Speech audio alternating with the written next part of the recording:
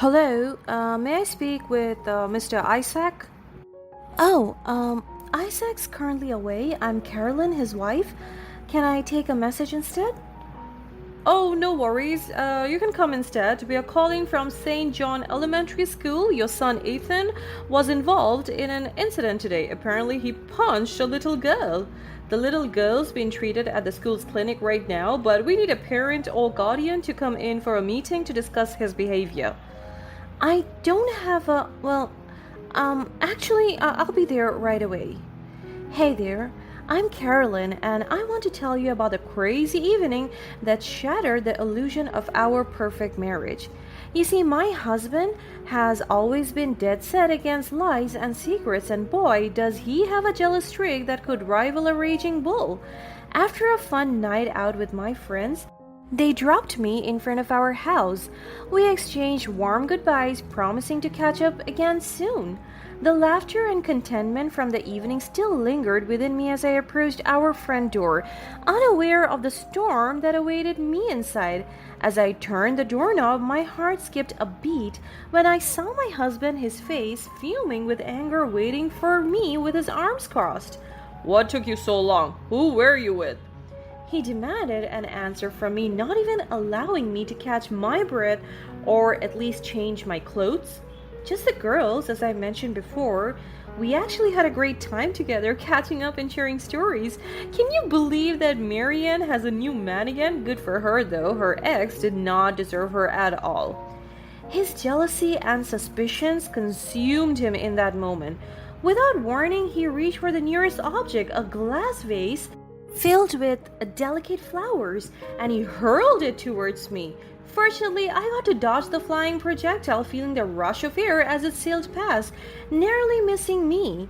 He has always had this violent tendency, but I always thought that at least it wasn't towards me. He would just punch the wall and break things on the ground, but now I was shocked that it was towards me. Fear coursed through my veins as I took a step back, my trembling hands clasped against my chest.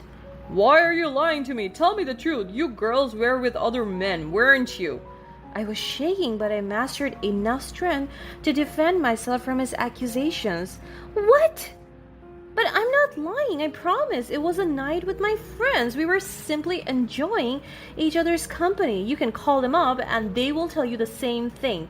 His doubt was relentless. He wanted concrete proof and affirmation from someone else. In a fit of rage, he grabbed his phone and dialed one of my friend's numbers, desperate to confirm his suspicions.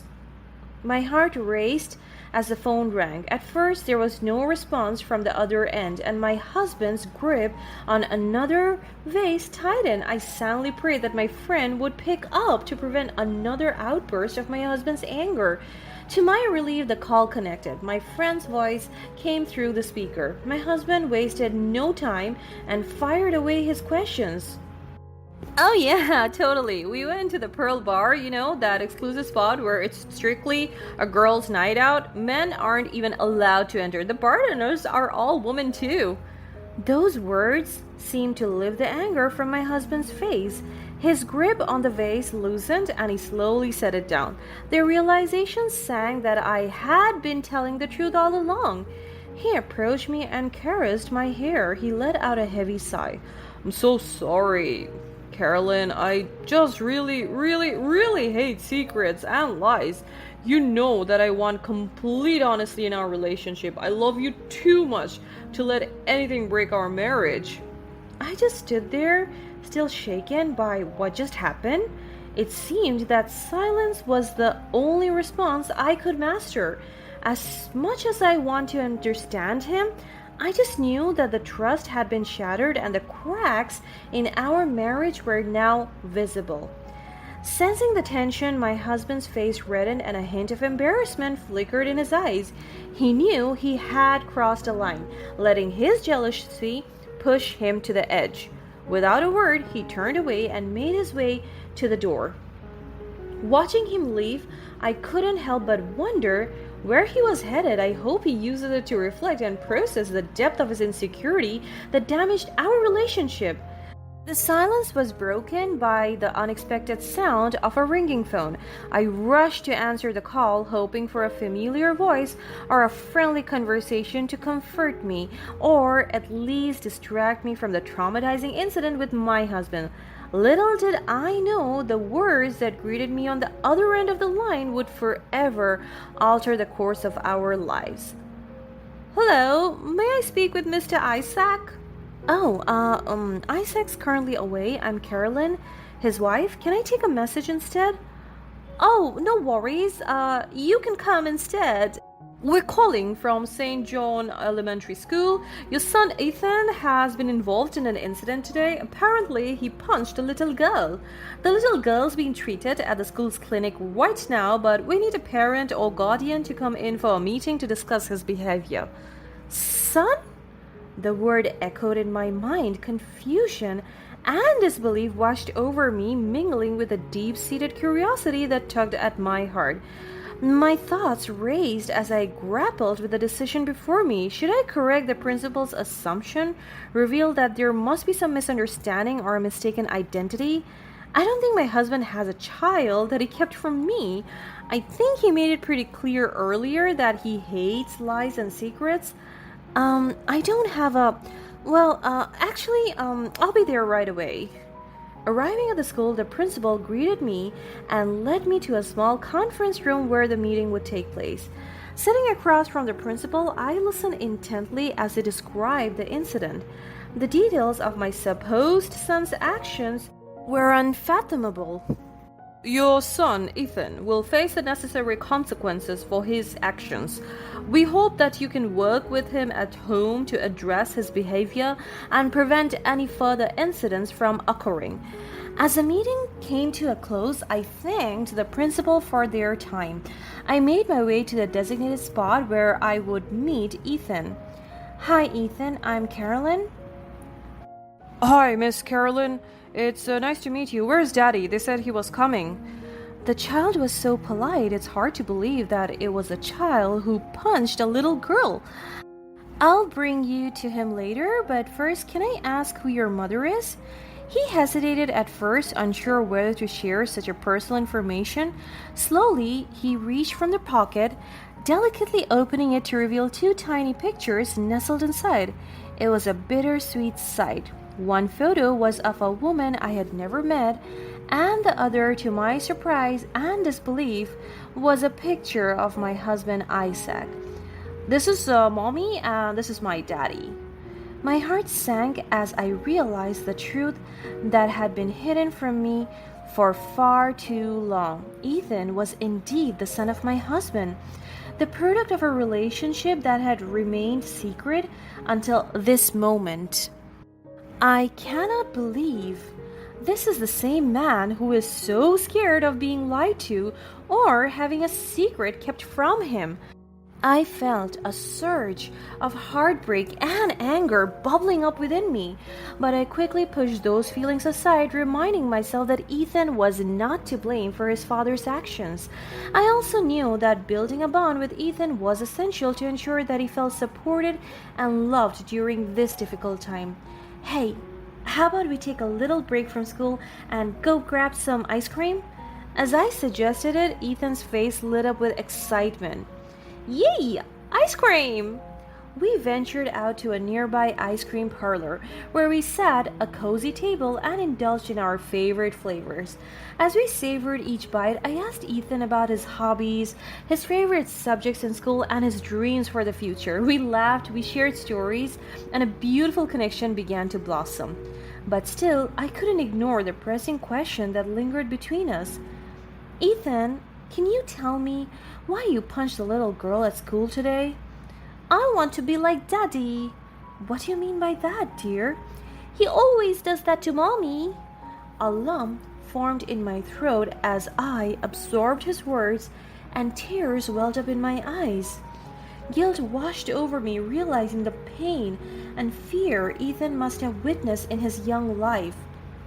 In that instant, my heart ached, not only for Ethan but also for his mother, the woman I had never met but who shared a profound connection with me through my husband's deceit.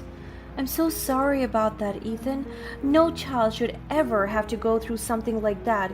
You should know that punching someone is bad and you shouldn't copy it, okay? But you're a brave boy for sharing this with me. He didn't really respond to what I have said. I didn't really expect him to do so as well because he's too young to understand something that deep. His gaze was fixed on his melting ice cream. I asked Ethan to show his locket again. After close inspection, I noticed that it contained contact information of his parents as well. It was a serendipitous discovery, and I gathered the courage to make the call. After all, she has to know what had happened with her son at school. Hello, who's this? I took a deep breath and I introduced myself as Isaac's wife and explained that we needed to talk in person. To my surprise, Christine agreed to meet. I can hear it in her voice that she was very curious and concerned as well. We arranged to meet at a nearby park. Arriving to the place, I searched for Christine's face as it was displayed in Ethan's locket. Our eyes met and we exchanged polite smiles. We let Ethan have fun in the playground while we sat on a quiet bench where we could talk freely. We shared intricate details of our stories, the shared experiences of Isaac's deception and Ethan's incident. Finally, I brought up an important topic. Christine, I'm sorry if I'm crossing a line here, but Ethan mentioned that Isaac frequently punches you. Is that true? Oh, it's nothing really. It's probably my fault anyway. I don't know. It's heartbreaking to see her brush off incidents like that. But I wanted to help her. Woman protect woman, you know. No, Christine, it's not your fault.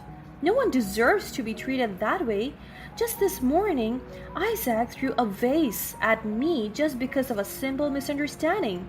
I don't want either of us to endure this any longer. Domestic violence is a crime, and we can file a case against him for that. We just have to gather enough evidence. Oh, no.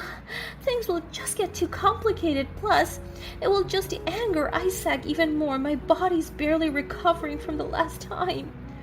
I understand your fears, Christine, but think about Ethan. We owe it to our children to give them a safe and loving environment, don't you think? We can't let fear hold us back. I'm here for you, and I'm willing to help you. You're right, Carolyn. You, Ethan, and I deserve better than this. Let's do this. Christine invited me to her home to discuss our plans while Ethan was sleeping in his bedroom. We sat across from each other at a small table in their living room with our laptops open and a notepad filled with ideas scattered between us.